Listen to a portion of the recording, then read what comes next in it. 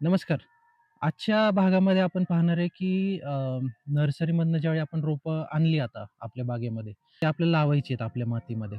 तर ती लावताना खताचं प्रमाण खताचं मॅनेजमेंट कसं करायचं? म्हणजे किती प्रमाणात खत द्यायचं?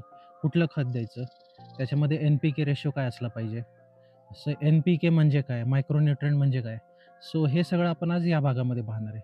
नर्सरीमधनं आपण रोपं आणलेली आहेत आणि आपल्याला ते लावायचे आहेत. आपले खड्डे वगैरे खणून झालेले आहेत. आपण 15x15 किंवा 20x20 किंवा जे काही असेल ते अंतर आपण निवडलेलं आहे आणि आता आपण त्याच्यामध्ये रोपं लावतोय.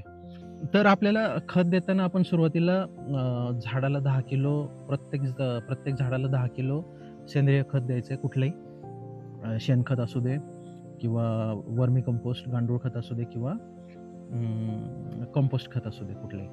ते 10 किलो प्रत्येक झाडाला ते द्यायचंच आहे आपल्याला. आणि त्याच्यानंतर रासायनिकमध्ये आपल्याला नायट्रोजन, फॉस्फरस आणि पोटॅश म्हणजे एन-पी-के हे आपल्याला पर झाड 150 gram nitrogen 150 gram, phosphorus 150 gram आणि पोटॅश 250 ग्रॅम हे पहिल्या वर्षी द्यायचे आणि पर इयर आपल्याला त्याच्यामध्ये दरवर्षी म्हणजे पहिल्या वर्षी आपण जर 150 ग्रॅम दिले झाडाला नायट्रोजन, फॉस्फरस आणि पोटॅश, तर दुसऱ्या वर्षी आपल्याला त्याच्यामध्ये 150 ग्रॅमची इन्क्रीज करायची आहे. म्हणजे नायट्रोजन आणि फॉस्फरस मी पहिल्या वर्षी 150-150 ग्रॅम दिले, तर पुढच्या वर्षी मी ते 300 ग्रॅम देणार. ठीक आहे. आणि पोटॅश मी पहिल्या वर्षी जर 250 ग्रॅम दिले, तर पुढच्या वेळी मी ते 450 ते 500 ग्रॅम देणार. तुम्ही तुमच्या झाडाची हेल्थ बघून ते ठरवू शकता. सो पर इयर आपल्याला हे इन्क्रीज करत जायचंय कुठपर्यंत 5व्या वर्षापर्यंत. आणि शेणखतामध्ये 5-5 किलोची इन्क्रीज करत जावा सेंद्रिय खतामध्ये. आणि 6व्या वर्षानंतर प्रत्येक झाडाला अ, 30 ते 50 किलो सेंद्रिय खत म्हणजे शेणखत, गांडूळ खत किंवा कंपोस्ट आणि पाऊण ते 1-1 किलो आपलं रासायनिक एन-पी-के द्यायचंय. हे आपलं शेड्यूल असणार आहे खताचं. बरं हे झाल्यानंतर मुख्य म्हणजे हे एन-पी-के म्हणजे काय आता? बरं त्याच्या आधी जेव्हा आपण हे म्हणतो आपण खताच्या दुकानातनं खताची बॅग घेऊन आलो 50 किलोची. त्याच्यामध्ये लिहिलेलं असतं, की एन-पी-के लिहिलेलं असतं आणि त्याच्यामध्ये लिहिलेलं असतं 10-10-10 किंवा अ, 0-52-34 किंवा 15-15-15. सो ह्याच्यावरती हे जे असतं ना, हे ऑफ पर्सेंटेज असतं त्या खताचं त्या बॅगमधलं. तर ते 10% असतं म्हणजे 50 किलोच्या 10% म्हणजे त्या 50 किलोच्या बॅगमध्ये किलो पोटॅश, 5 किलो नायट्रोजन आणि 5 किलो फॉस्फरस आहे. मग बाकीचं 35 किलो फिलिंग मटेरियल असतं ते. सो तुम्ही मग जर तुम्हाला 150-150 ग्रॅम द्यायचे, तर तुम्ही मग तसं ठरवा, की कसं द्यायचं आपल्याला ते. 10-10-10 वापरताय किंवा 15-15-15 वापरताय. जर 15-15 असेल आणि 50 किलोची बॅग असेल, तर ते 7.5 किलो होतं. बरोबर? प्रत्येक कंटेंट. सो त्या हिशोबाने तुम्ही ठरवू शकता, की आपल्याला किती द्यायचंय प्रत्येक झाड आणि प्रत्येक झाडाला ते खत. आणि ॲप्लिकेशन करताना झाडापासनं कमी उंचीची झाडं असल्यामुळं 1.5 फूट लांब अशी चारी मारून त्याच्यामध्ये ते मिक्स करायचं आणि मातीनं झाकून टाकायचं आणि नंतर भरपूर पाणी द्यायचं त्याला. एवढी करायचं असतं आणि हे आपण आपल्या घरासमोर जरी आंब्याचं एक छोटंसं झाड लावलं, तरी पण त्याला हे आपण अप्लाय करू शकतो. आता हे झालं आपलं खताच्या शेड्यूलबद्दल. आता हे बघूया नायट्रोजन, फॉस्फरस आणि पोटॅश म्हणजे काय? तर नायट्रोजन म्हणजे काय? तर झाड आपण लावतो किंवा कुठलीही फळझाडं लावताना आपण पावसाळ्याच्या आसपास लावतो. कारण त्याचं एक रिझन असतं, की पावसाळ्यामध्ये हवेमध्ये नायट्रोजनचं प्रमाण खूप जास्त असतं. त्यामुळं झाडाला आपोआप वाढीला पोषक वातावरण नेचरनेच क्रिएट केलेलं असतं आणि त्यावेळी आपण जर नायट्रोजन रिच खतं दिली, तर नायट्रोजन त्या झाडाच्या वाढीला खूप मदत करतं. सो नायट्रोजन झाडाला कसं हेल्प करतं, तर नायट्रोजनचं मुख्य काम आहे झाडाची हिरवी पानं आणि फांद्या ह्यांची वाढ करणं आणि झाडामधलं क्लोरोफिलचं प्रमाण वाढवणं पानांमधलं. सो त्याच्यामुळं काय होतं, की जेवढं नायट्रोजन रिच आपण त्याला कंटेंट देऊ झाडाला, तेवढी त्याची वाढ झपाट्याने होते आणि त्याची खोड भरणी असू दे, फांद्या भरणी असू दे, पानं हिरवी होणं, पान फुटणे, नवीन पानं येणं, हे झाडाला खूप फायदा होतो नायट्रोजनचा. सेकंड आपलं मेन इन्ग्रेडियंट आहे फॉस्फरस. आता फॉस्फरसचं मेन काम आहे की मुळांची मजबूती करणं. झाडांची मुळांची वाढ करणं हे म्हणजे फॉस्फरस रिच जी खतं असतात, ती जर आपण झाडाला दिली, तर त्यानं काय होतं, की झाडांच्या मुळांची फार झपाट्याने वाढ होते. फुलधारणा, फळधारणा ह्या प्रक्रियेमध्ये फॉस्फरस खूप महत्त्वाचं आहे. कारण आता आपली ही बाग आता मोहराला आलेली आहे.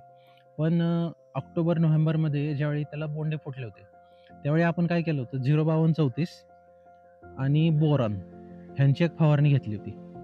आता 05234 ह्याच्यामध्येच दिसतंय की नायट्रोजन 0 आहे, फॉस्फरस 52 आहे आणि पोटॅश 34 आहे. म्हणजे फॉस्फरस रिच खताची आपण वॉटर सोल्युबल फॉलिअर स्प्रे घेतला होता. फॉस्फरस हा घटक जो आहे तो झाडाच्या फळधारणा आणि फुलधारणेमध्ये खूप महत्त्वाचा घटक आहे. त्याचबरोबर झाडामध्ये जी एनर्जी फ्लो असतो, तो वाढवण्याचं काम पण फॉस्फरस करतो.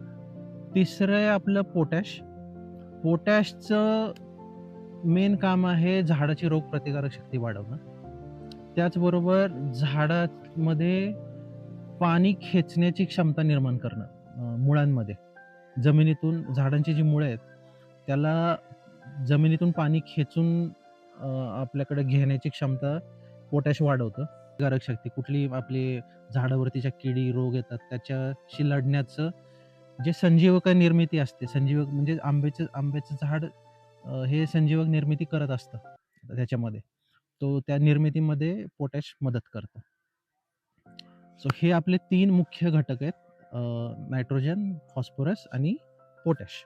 आता ह्या एन-पी-के व्यतिरिक्त आंब्यासाठी बरेच 4 मुख्य मायक्रोन्यूट्रिएंट्स आहेत. जे त्याला आपण सूक्ष्म अन्नद्रव्य म्हणू शकतो मराठीमध्ये. ते आहेत 4 मुख्यत्वे. एक आहे बोरॉन, दुसरा आहे झिंक, तिसरा आहे मॅग्नेशियम आणि चौथा आहे लोह म्हणजे आयर्न. तर बोरॉन हे काय करतं, की झाडाची फळ आणि फुलधारणेमध्ये मदत करतं. दुसरं फळ गळती कमी करण्यामध्ये मदत करतं. फळगळती होऊन देत नाही.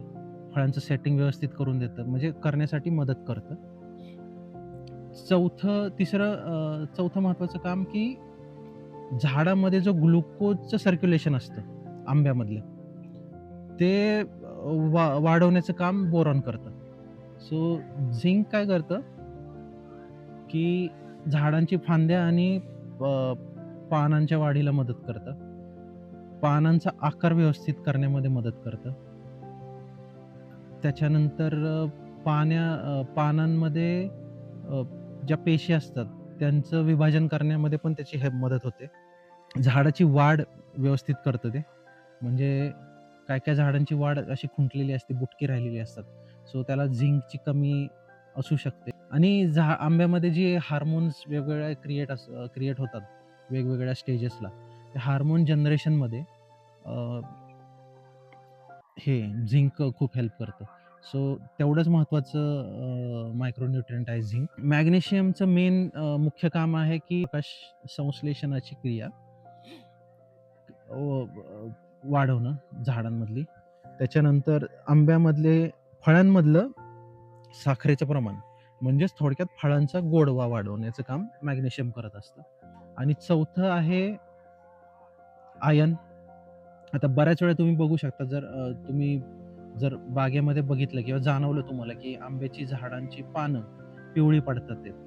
तर त्यावेळी समजून घ्या, की ह्याला आयर्नची कमतरता होतीये.